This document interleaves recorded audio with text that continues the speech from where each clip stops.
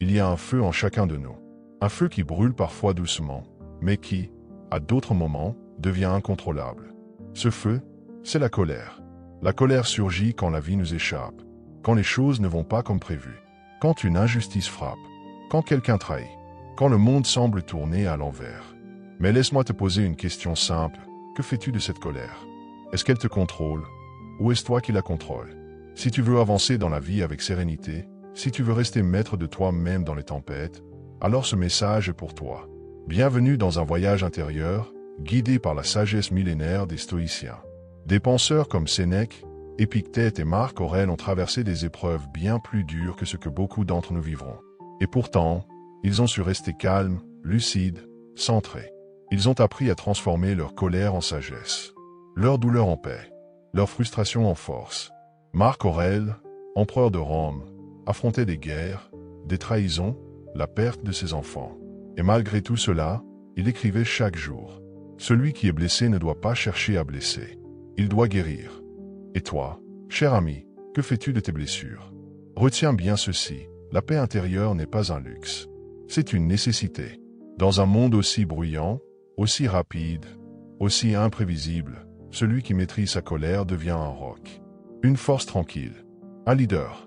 Alors, reste bien avec moi jusqu'à la fin de cette vidéo, car je vais te partager 8 enseignements stoïciens puissants qui peuvent changer ta vie. Pas des théories vagues. Non, des principes concrets, applicables, avec des exemples réels. Des situations que tu vis peut-être déjà et qui méritent une réponse plus sage, plus forte. Abonne-toi maintenant à la chaîne si tu veux devenir une meilleure version de toi-même chaque jour.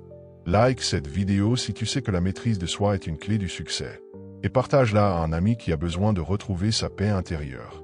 Maintenant, inspire profondément.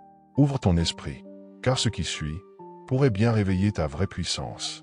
Avant de pouvoir maîtriser la colère, il faut d'abord la comprendre. Et c'est là que les stoïciens nous offrent un regard radicalement différent de ce que la société moderne nous enseigne. Dans notre monde actuel, la colère est parfois glorifiée.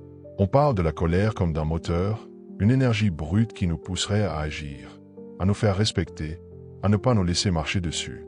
Certains disent même que la colère est une preuve de force, un signe de virilité, d'affirmation de soi.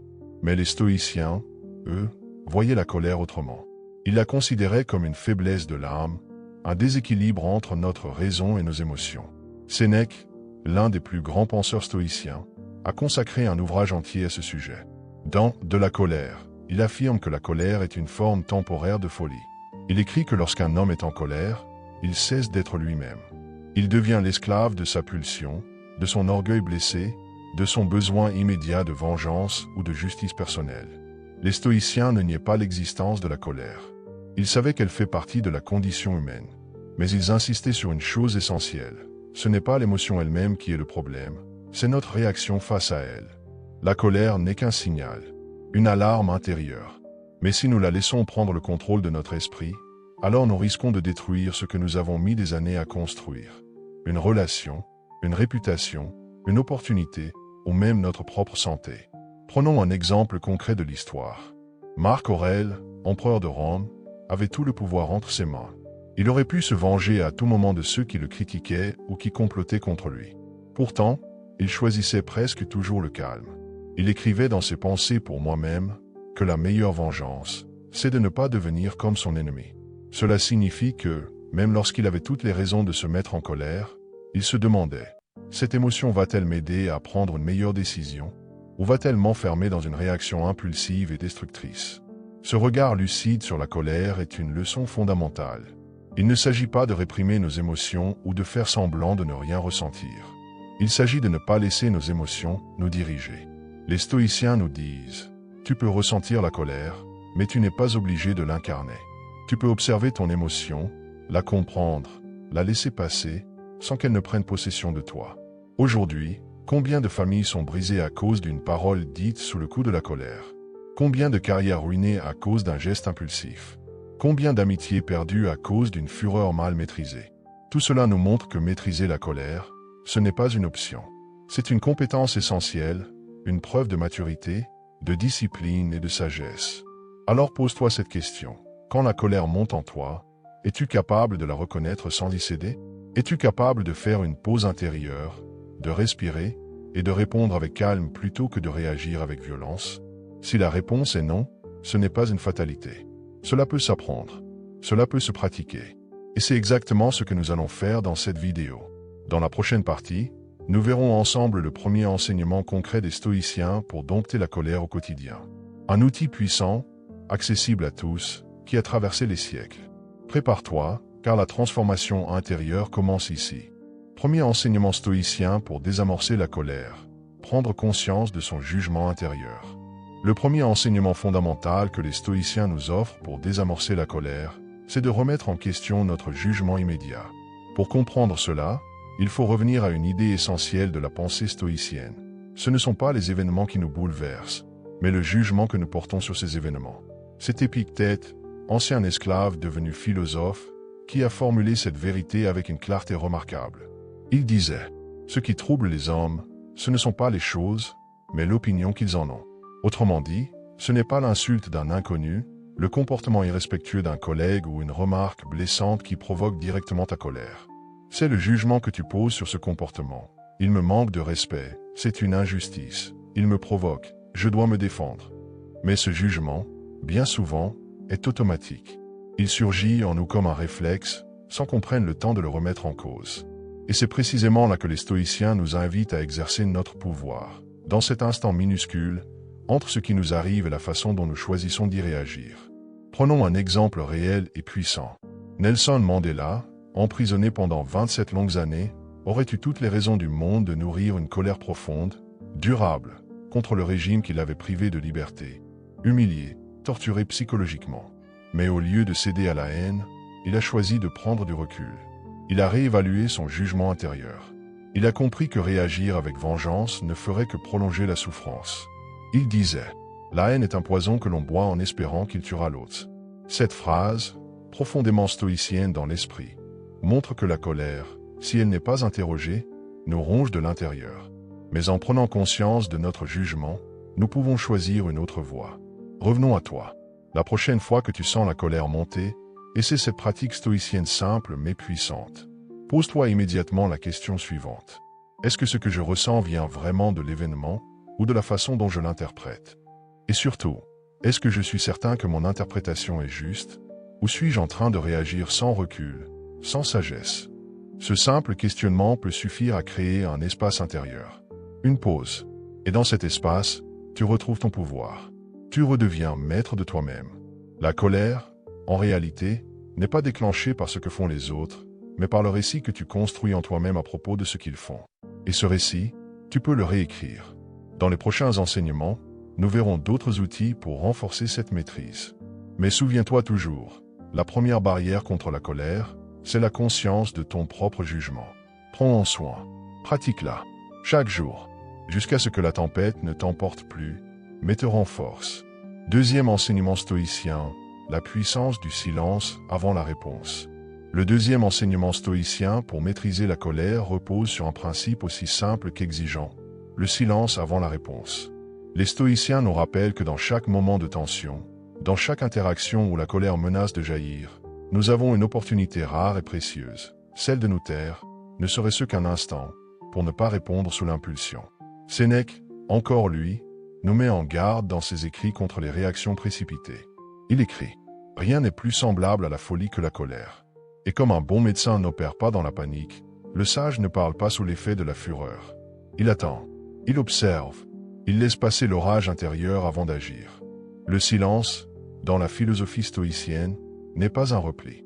C'est un acte de puissance intérieure. Un espace que l'on crée entre l'émotion et l'action. Un moment où l'on reprend le contrôle. Prenons un exemple contemporain très parlant, Barack Obama.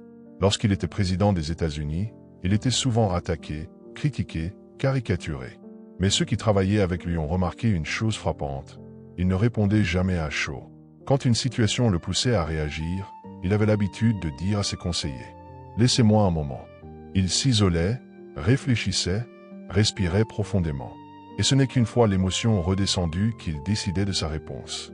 C'est cette pratique qui lui a permis, selon beaucoup, de gérer des crises majeures sans céder à la colère ni à la provocation. Ce comportement est profondément stoïcien, car dans le silence, l'esprit se dégage du tumulte émotionnel. Il retrouve sa clarté. Il voit les choses sous un angle plus large. Et toi, dans ta vie quotidienne, combien de fois as-tu regretté d'avoir répondu trop vite?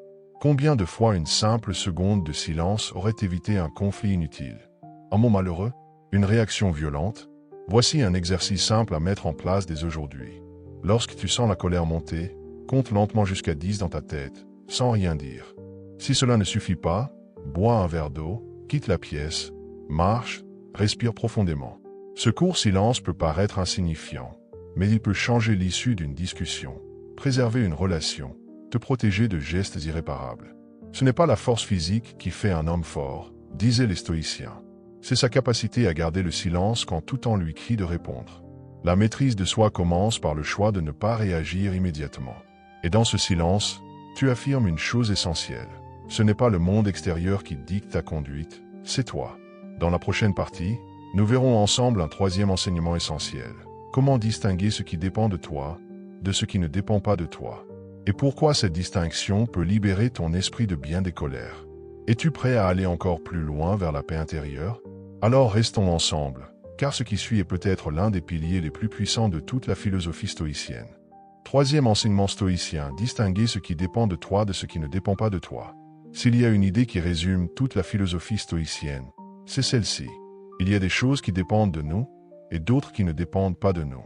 Tout l'art de vivre selon les stoïciens consiste à faire cette distinction, et surtout, à concentrer son énergie uniquement sur ce que l'on peut contrôler. Épictète, encore lui, commençait son manuel par cette vérité absolue. Il y a des choses qui dépendent de nous, nos pensées, nos jugements, nos désirs, nos actions, et d'autres qui ne dépendent pas de nous, la santé, la richesse, la réputation, les paroles des autres, les événements extérieurs. Pourquoi cette distinction est-elle essentielle pour maîtriser la colère? Parce que la plupart de nos colères naissent d'un refus de cette réalité. Nous nous mettons en colère parce que quelqu'un agit d'une manière que nous n'acceptons pas, parce que le monde ne se conforme pas à nos attentes, parce que nous voulons changer ce qui échappe totalement à notre contrôle. Prenons un exemple simple. Tu es dans un embouteillage. Tu es en retard. Tu tapes sur le volant. Tu t'énerves. Tu maudis les autres conducteurs. Mais demande-toi une chose. Est-ce que tu as le pouvoir d'écarter les voitures devant toi? Non. Ce qui dépend de toi, dans cette situation, ce n'est pas le trafic. C'est ta réaction, ton état d'esprit, ton calme, ta capacité à respirer, à relativiser, à faire de ce moment une opportunité de réflexion au lieu d'un déversement d'agacement. Un autre exemple, plus profond encore. Imaginons que quelqu'un t'insulte ou cherche à te provoquer. Ton premier réflexe pourrait être la riposte, la colère, la défense de ton honneur. Mais là encore, est-ce que tu peux contrôler ce que cette personne pense ou dit de toi? Non, tu ne peux pas empêcher les gens d'avoir leurs opinions, même injustes. Ce qui dépend de toi, c'est la manière dont tu choisis d'y répondre. Marc Aurèle écrivait « Tu as du pouvoir sur ton esprit, pas sur les événements. Prends conscience de cela, et tu trouveras la force. » Cette phrase, à elle seule, est un antidote à l'agitation intérieure. Elle nous rappelle que vouloir contrôler l'incontrôlable, c'est s'infliger une souffrance inutile. C'est comme hurler contre la pluie ou se battre contre le vent. Une perte d'énergie, une illusion de pouvoir. Alors voici l'exercice stoïcien que tu peux appliquer dès maintenant. Chaque fois que tu ressens de la colère, demande-toi très simplement, est-ce que cela dépend de moi? Si la réponse est non, lâche prise. Concentre-toi sur ce que tu peux changer. Ton regard, ton attitude, ton calme. C'est cette sagesse qui t'ouvrira la voie vers une paix intérieure durable. Ce n'est pas une fuite. C'est un choix de lucidité. Un choix de ne plus être l'esclave du chaos extérieur. Dans la suite de cette vidéo, nous verrons un autre enseignement tout aussi puissant. Comment transformer les offenses en opportunités de croissance intérieure.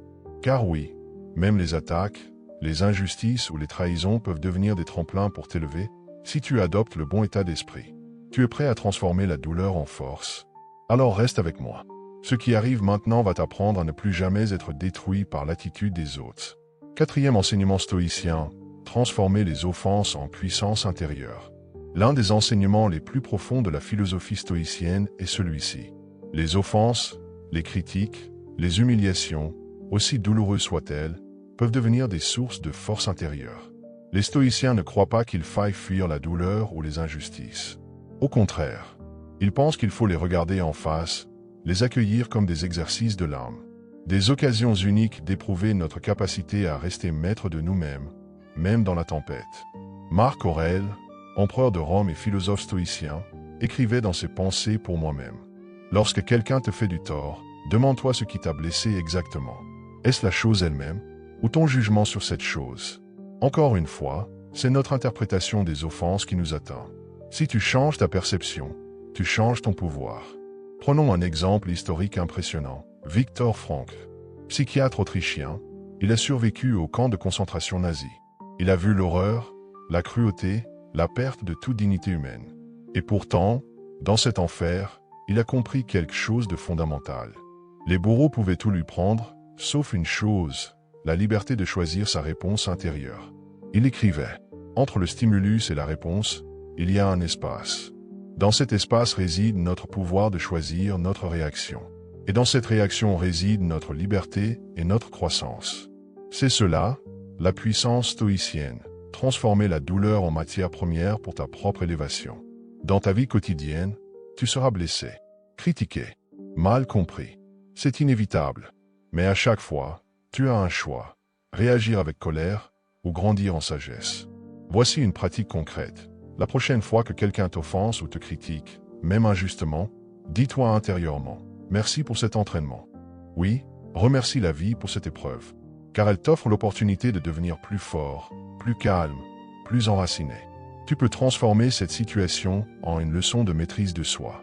C'est une salle de sport pour ton esprit, un dojo pour ton caractère. Les stoïciens voyaient les insultes comme des tests de leur propre discipline, pas comme des menaces. Sénèque écrivait, « Un homme sage ne se met pas en colère parce qu'on le frappe, il apprend à ne pas réagir. » Et il ajoutait, « Celui qui provoque ma colère me domine. Celui que je laisse m'offenser m'enchaîne. Reprends le pouvoir. Refuse d'être la marionnette des paroles d'un autre. La vraie liberté commence quand tu n'as plus besoin de répondre à la provocation. » Dans la prochaine partie, tu découvriras un enseignement central pour rester paisible même face à l'injustice. L'acceptation du destin et l'art d'aimer ce qui est. Tu es prêt à franchir une nouvelle étape vers la sérénité? Alors restons ensemble. Car ce qui suit est peut-être la clé ultime de l'âme stoïcienne. 5e enseignement stoïcien, l'acceptation du destin et l'art d'aimer ce qui est. Voici un des piliers les plus profonds et les plus déroutants de la pensée stoïcienne. L'acceptation totale de ce qui est. Non pas seulement tolérer le destin, mais apprendre à l'aimer. Les stoïciens appelaient cela amor fati, l'amour du destin. Cela ne signifie pas que tout ce qui t'arrive est bon, mais que ce qui arrive est, tout simplement. Et qu'en acceptant sans résistance, tu t'ouvres à une paix que rien ne peut t'enlever. Marc Aurèle disait, « Ne demande pas que les événements arrivent comme tu le souhaites, mais souhaite qu'ils arrivent comme ils arrivent, et tu seras heureux. » Ce principe va à l'encontre de tout ce que notre ego nous pousse à faire. Quand quelque chose nous échappe, quand la vie nous blesse, notre réflexe est de lutter, de crier, de refuser. Mais cette résistance crée une souffrance encore plus grande. Le stoïcien, lui, observe, accueille et transforme. Prenons un exemple très fort, Nelson Mandela, emprisonné pendant 27 ans pour avoir lutté contre l'apartheid. Beaucoup auraient sombré dans la haine, le ressentiment, la rage. Mais Mandela a choisi une autre voie, accepter son sort et l'utiliser pour grandir intérieurement. À sa sortie de prison, il n'était pas brisé. Il était prêt à diriger, à réconcilier, à pardonner, parce qu'il avait transformé sa douleur en puissance. C'est cela, aimer son destin. Ce n'est pas tout approuver, mais tout utiliser.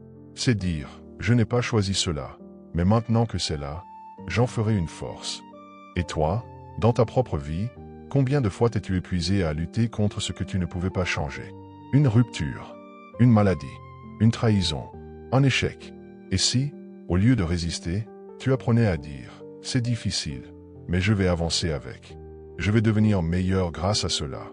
Voici un exercice très simple mais puissant. Chaque soir, écris dans un carnet 3 choses qui t'ont contrarié dans la journée. Puis demande-toi, est-ce que j'ai le pouvoir de les changer? Sinon, qu'est-ce que cela m'apprend? Petit à petit, tu reprogrammes ton esprit pour accueillir la vie, telle qu'elle est, au lieu de t'en faire une ennemie. Les stoïciens disent que celui qui accepte tout ce qui arrive devient invincible. Non pas parce que la douleur disparaît, mais parce qu'elle ne le contrôle plus. Dans la suite, tu découvriras comment appliquer un autre principe fondamental pour rester paisible, la visualisation négative. Une méthode surprenante mais redoutablement efficace pour se libérer de l'angoisse et de la colère. Tu veux découvrir comment les stoïciens se préparaient à tout, même au pire, pour mieux savourer le présent? Alors reste avec moi. La sagesse continue. 6e enseignement stoïcien, se préparer au pire avec la visualisation négative. Cela peut paraître étrange à première vue, mais les stoïciens pratiquaient régulièrement un exercice mental puissant, la visualisation négative.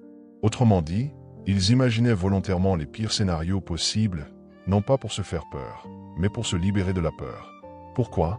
Parce que l'esprit humain est souvent paralysé par la peur de perdre ce qu'il a. Nous avons peur de perdre notre confort, notre réputation, nos proches, notre santé. Et cette peur constante nous rend anxieux, nerveux, parfois agressifs. Elle alimente notre colère, notre frustration, notre insatisfaction. Les stoïciens, eux, ont compris que la meilleure façon de ne plus être dominé par cette peur, c'est de la regarder en face. Sénèque écrivait « Celui qui a appris à redouter le pire ne sera jamais surpris par la réalité. Prépare-toi au naufrage, et tu survivras à la tempête. » Prenons un exemple moderne. Imagine que tu perds ton emploi du jour au lendemain. Pour beaucoup, ce serait un effondrement. Mais pour un esprit préparé, c'est un défi, pas une catastrophe. Un stoïcien s'est déjà demandé, à froid, calmement, « Et si je perdais mon travail, que ferais-je? Quelles ressources ai-je en moi? Quel talent puis-je mobiliser ?» En anticipant lucidement ce scénario, il diminue l'impact émotionnel réel, il développe en même temps la résilience. Cela ne veut pas dire vivre dans la peur. Au contraire, cela signifie vivre dans la pleine conscience de l'impermanence. Et c'est cette conscience qui libère. Car tu cesses de t'attacher fébrilement aux choses. Tu commences à les apprécier davantage, sans être esclave de leur présence. La visualisation négative ne s'arrête pas aux biens matériels. Elle s'étend aussi aux relations. Marc Aurèle pratiquait cette réflexion chaque matin. Aujourd'hui, je vais croiser des hommes envieux, ingrats, arrogants. Pourquoi faisait-il cela? Pour ne pas être surpris, pour ne pas être blessé, pour rester calme, car il s'attendait à la réalité humaine telle qu'elle est, pas telle qu'il la voudrait. Voici un exercice simple que tu peux pratiquer dès aujourd'hui. Chaque matin, pendant 1 minute, imagine une chose que tu prends pour acquise, mais qui pourrait disparaître. Cela peut être ton toit, ta santé, une personne chère, ton autonomie. Ressens cette pensée non pas pour te torturer, mais pour raviver ta gratitude. Et pour te préparer, intérieurement, à affronter l'imprévu. Car l'inattendu viendra. Ce n'est pas une question de si, mais de quand. Et celui qui s'y est préparé n'est pas abattu. Il est prêt. Il avance. C'est ainsi que la visualisation négative devient une force de paix intérieure.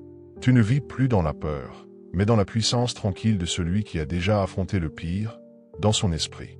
Dans la prochaine partie, nous verrons comment les stoïciens utilisaient un autre outil puissant, la méditation quotidienne. Un moment pour se recentrer, se corriger et renforcer l'âme. Tu veux découvrir comment quelques minutes par jour peuvent transformer ton esprit et ton rapport à la colère? Alors reste avec moi. Le voyage vers la maîtrise continue. 7e enseignement stoïcien, la méditation quotidienne pour se recentrer et se corriger.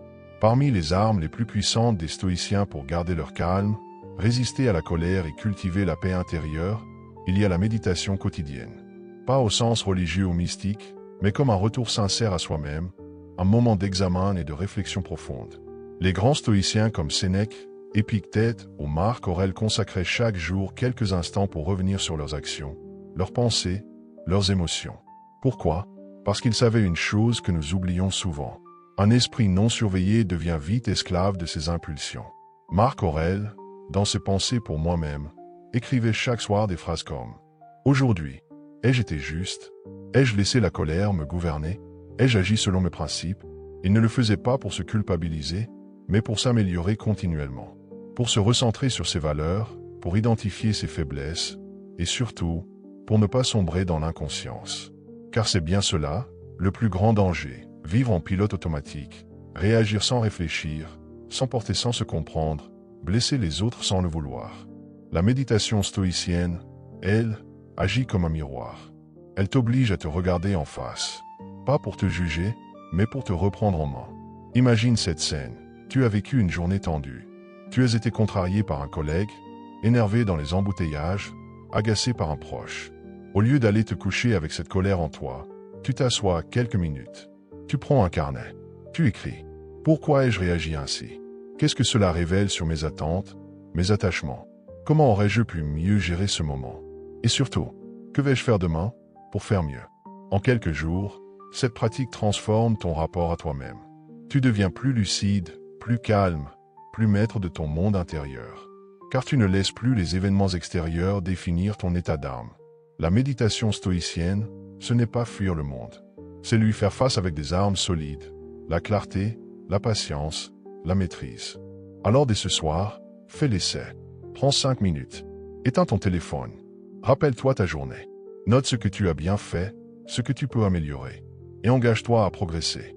Ce petit rituel te permettra de grandir chaque jour, un pas après l'autre, en direction de ta version la plus sage. Dans la prochaine partie, nous verrons le 8e et dernier enseignement stoïcien. Comment nourrir sa paix intérieure en servant quelque chose de plus grand que soi. Tu veux savoir pourquoi les stoïciens ne cherchaient pas seulement leur propre tranquillité, mais aussi celle du monde qui les entoure? Reste avec moi. Tu vas découvrir la clé finale de la sagesse stoïcienne. 8e enseignement stoïcien. Trouver la paix intérieure en servant une cause plus grande que soi. Le dernier pilier de la sagesse stoïcienne est peut-être le plus noble, le plus profond, et aussi le plus transformateur. Les stoïciens ont compris une vérité essentielle. La paix intérieure ne se construit pas uniquement dans le silence de l'âme, mais aussi dans l'utilité pour les autres.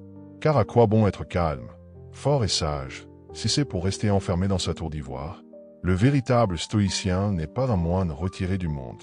Il est un citoyen engagé, un homme ou une femme d'action, un pilier pour sa communauté. Marc Aurèle, empereur de Rome, aurait pu vivre dans le confort, entouré de privilèges. Mais il a choisi de servir, de protéger, de gouverner avec justice, de supporter le poids des responsabilités. Il disait, ce n'est pas la retraite ni le silence qui assure la paix de l'esprit, mais le fait d'accomplir ses devoirs avec honnêteté et selon la raison. Et c'est là que tout change. Car plus tu orientes ta vie vers quelque chose de plus grand que toi, une cause, une mission, un engagement, moins tu laisses de place à la colère, à l'ego, à l'orgueil. Tu n'es plus blessé par des détails. Tu n'es plus agité par chaque contrariété. Tu es occupé à faire le bien. Tu es porté par une direction. Tu veux un exemple concret? Regarde Mère Teresa. Cette femme n'a jamais revendiqué une vie paisible. Elle vivait dans les rues de Calcutta, parmi les malades, les mourants, les rejetés.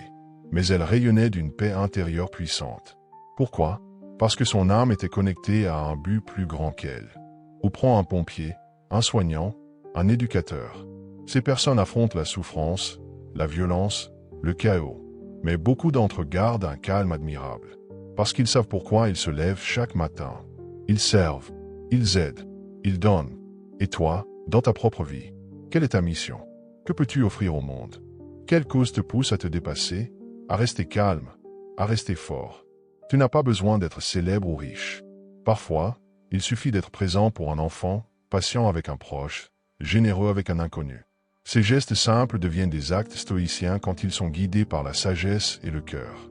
Les stoïciens l'avaient compris. Plus tu te relis aux autres avec compassion, plus tu renforces ta propre paix. Car la colère vient souvent d'un excès d'attention sur soi. Serre une cause plus grande, et tu élargis ton regard. Tu deviens plus grand que tes blessures. Dans la dernière partie, nous allons rassembler tous ces enseignements pour construire un chemin clair vers la maîtrise de ta colère et la consolidation de ta paix intérieure. Tu es prêt pour la synthèse finale? Alors reste avec moi. Le voyage touche à sa fin, mais la transformation ne fait que commencer. Tu es arrivé jusqu'ici. Tu as découvert les 8 piliers d'une sagesse millénaire, forgée dans l'épreuve, testée dans la douleur et transmise par des hommes qui ont affronté l'empire, l'exil, la maladie, la guerre. Et pourtant, ils sont restés calmes, profondément ancrés, inébranlables. Et toi aussi, tu peux atteindre cette force. Souviens-toi, la colère n'est pas ton ennemi. Elle est un signal, un feu rouge intérieur qui t'indique un déséquilibre. Mais tu n'as pas à lui obéir. Tu peux choisir de répondre avec calme, intelligence et maîtrise. Voici un résumé des 8 enseignements stoïciens que tu peux commencer à pratiquer dès aujourd'hui. Reconnaître que tu ne contrôles pas tout. Concentre-toi sur ce qui dépend de toi. Laisse aller le reste. Observer tes jugements avant de réagir. Ce n'est pas ce qui t'arrive qui te trouble, mais l'opinion que tu en as. Accepter la réalité telle qu'elle est. L'acceptation n'est pas une faiblesse, c'est une force intérieure. Pratiquer la pause avant de répondre. Quelques secondes de silence peuvent épargner des années de regrets. Choisir chaque jour tes valeurs fondamentales. Agis selon ce que tu es, pas selon ce que les autres font.